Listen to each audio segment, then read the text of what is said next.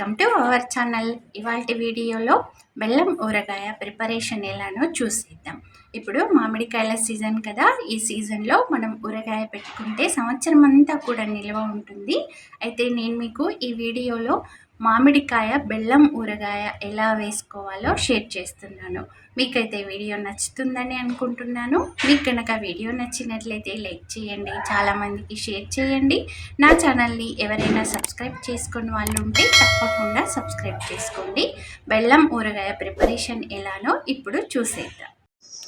Curries పప్పులు ఏమీ లేకున్నా కూడా ఈ బెల్లం ఊరగాయని మనం చపాతీతో కానీ వేడి రైస్తో కానీ నెయ్యి వేసుకొని కనుక తింటూ ఉంటే చాలా అంటే చాలా రుచిగా ఉంటుందండి. నేను ఇక్కడ 1 kg మామిడికాయలు తీసుకున్నాను. వాటిని ఫ్రెష్గా కడిగేసి ఆ తర్వాత తుడిచేస్తున్నాను. ఇవి పెద్ద సైజువే అండి మామిడికాయలు. అయితే వీటిని బయట కొట్టించుకొని వచ్చాము.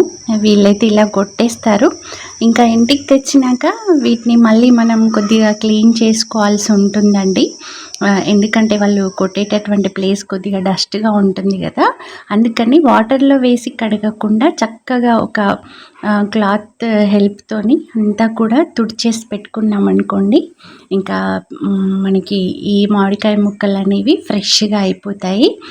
కొద్దిగా ఫ్యాన్ గాలికి అలా వదిలేసారనుకోండి, ఇవి డ్రై కూడా అవుతాయి. అంటే ఎక్కడ కూడా వాటర్ డ్రాప్స్ అనేవి లేకుండా చాలా చక్కగా అయిపోతాయి.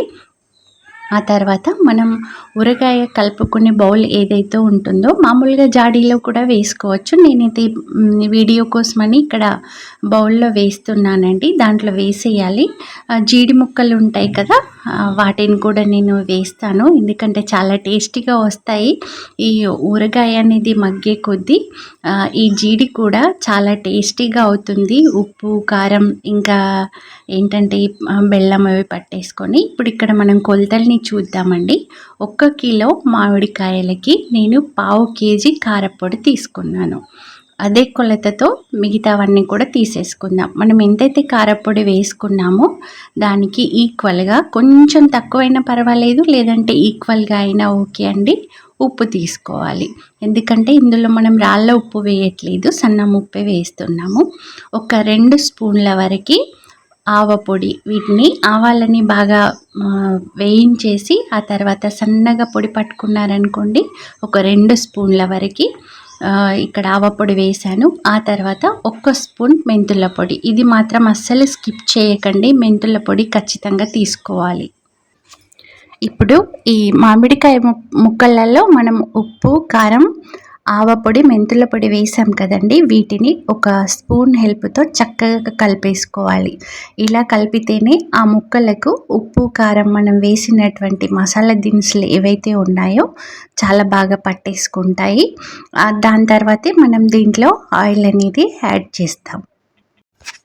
మనం ఇప్పుడు వీడియోలో చూస్తున్నటువంటి ఊరగాయ కొలతలన్నీ కూడా 1 kg మామిడికాయలకేనండి.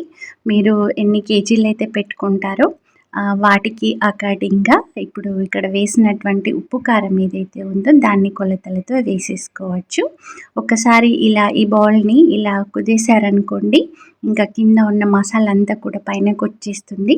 ఆ తర్వాత మనం మిగతా ఈ ముక్కలు ఏవైతే ఉన్నాయో మామిడికాయ ముక్కలు, వీటన్నింటినీ కూడా చాలా బాగా కలిపేసుకోవచ్చు. ఇప్పుడు ఇక మనం ఆయిల్ని ప్రిపేర్ చేసుకుందామండి. నేను ఇక్కడ పల్లీల నూనె తీసుకున్నాను, లేదంటే నువ్వుల నూనె తీసుకోవచ్చు. పల్లీల నూనె అయితే టేస్టీగా ఉంటుందని తీసుకున్నాను.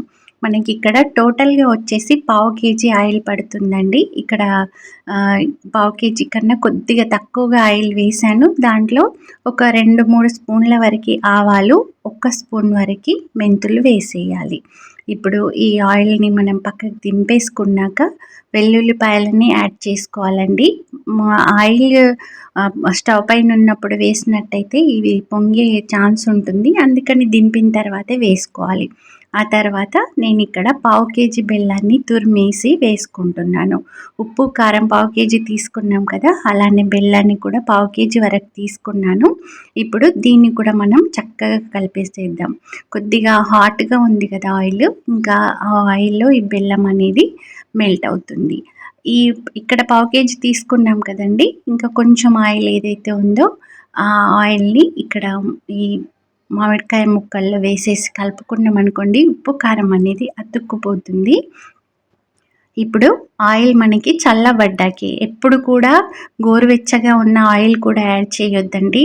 పూర్తిగా అది చల్లబడ్డాకి దీంట్లో మనం వేసేయాలి. బెల్లం కాస్త మెల్ట్ కాకపోయినా పర్వాలేదు, ఎందుకంటే అది ఉప్పుతో కలిసిపోయి తర్వాత బాగా కరిగిపోతుంది. ఇప్పుడు ఇక మనం ఒక స్పూన్ హెల్ప్తో ఇదంతా కలిపేసుకోవచ్చు, లేదంటే ఎందుకంటే చల్లబడింది కదా ఆయిల్, మనం చక్కగా చేతితో కూడా కలిపేసుకోవచ్చండి. మనకు కూడా ఈ ఊరగాయని తాకిన ఫీల్ ఉంటుంది.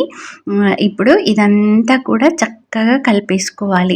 ఈ ఉప్పు కారము మనం వేసినటువంటి మసాలా దినుసులు, బెల్లము, ఈ వెల్లుల్లిపాయలన్నీ కూడా కలిపేలా బాగా కరిగిపోయేలా కలిపేసుకోవాలి.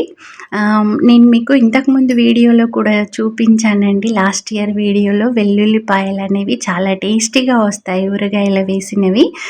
నాకు ఆ వీడియోలో చాలామంది కామెంట్ కూడా చేశారండి, సిస్టర్ మేము కూడా ఇలానే ప్రిపేర్ చేసుకున్నాం, చాలా బాగా కుదిరింది. మోస్ట్లీ వచ్చేసి ఇంకా వెల్లుల్లిపాయలు వాటి టేస్ట్ అయితే ఇంకా వేరే లెవెల్లో ఉందని. ఇక్కడ చూస్తున్నారు కదా, ఇంకా ఇదంతా కూడా బాగా పట్టేసుకున్నాయి.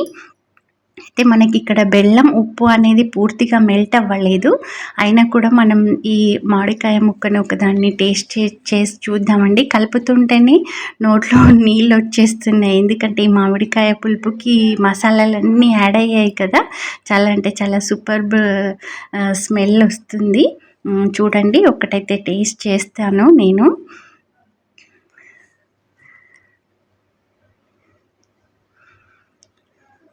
సూపర్బ్ అండి, చాలా అంటే చాలా బాగుంది.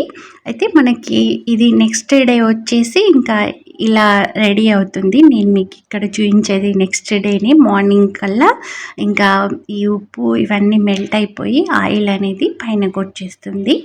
ఇదండి మనకి మామిడికాయ బెల్లం ఊరగాయ. మీకు కనుక వీడియో నచ్చినట్లయితే లైక్ చేయండి, షేర్ చేయండి.